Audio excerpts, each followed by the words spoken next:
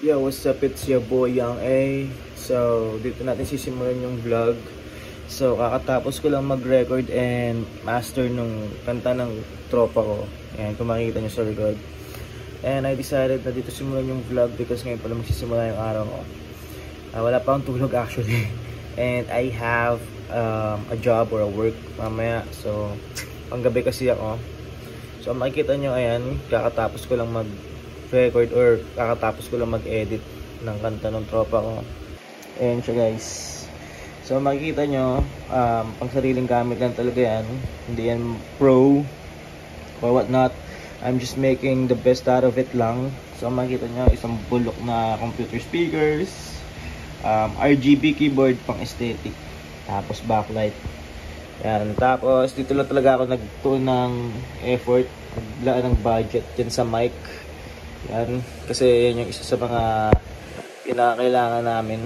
Yan. So, ito siya, guys. Paparinig ko sa inyo. Sample lang.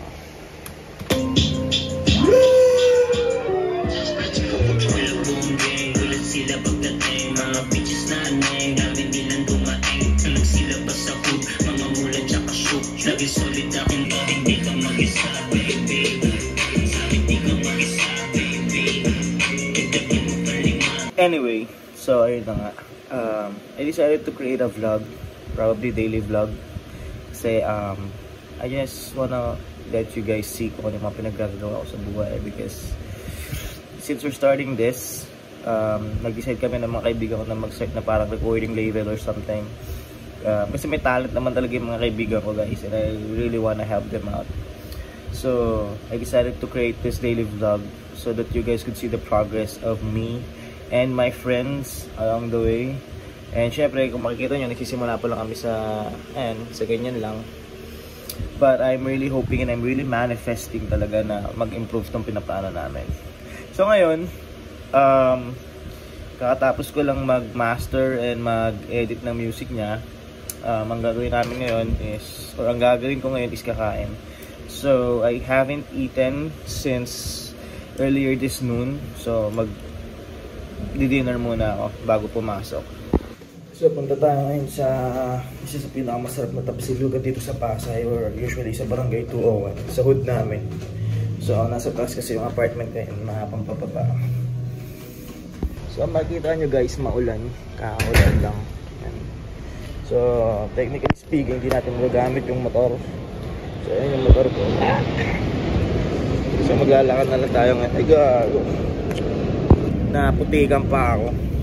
So ayun nga, punta tayo sa pinakamasarap na tapsilugan dito sa hood. So ayan yan, guys, sa Dakurig Goal Spot. Isang sisling liempo tapos isang tapsilugan. Dining. Sa akin lang lahat yun. Tagag. So ayan nga. Kaya ako tumataba, putang ini. So pag-usapan natin ngayon kung bakit ko nga ito ginawa itong vlog na to. Ginawa ko nga itong vlog na to kasi nga gusto ko makita nyo yung progress ng recording studio namin. And si Jonas, si Big S, siya yung kumakanta sa grupo.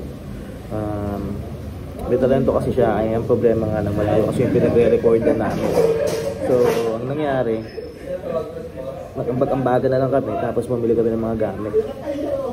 So, isa sa mga dahilan kung bakit pinustro namin to is kasi nga madaling nga sila, and sayang talaga yung talento ni Jonas. So, lahat naman nagsisimula sa wala, diba? Kaya, panoorin nyo kung paano kami umangat. Kain muna ako. So, ayun. Tapos na ako kumain. Dito na ako sa may bahay. Nalobat yung phone ko. So, ayun nga. Pagod ako. Anyway, kaya nga nasabi ko sa inyo, kaya ako nga ito ginawang vlog na to is para makita nyo kung paano yung progress namin.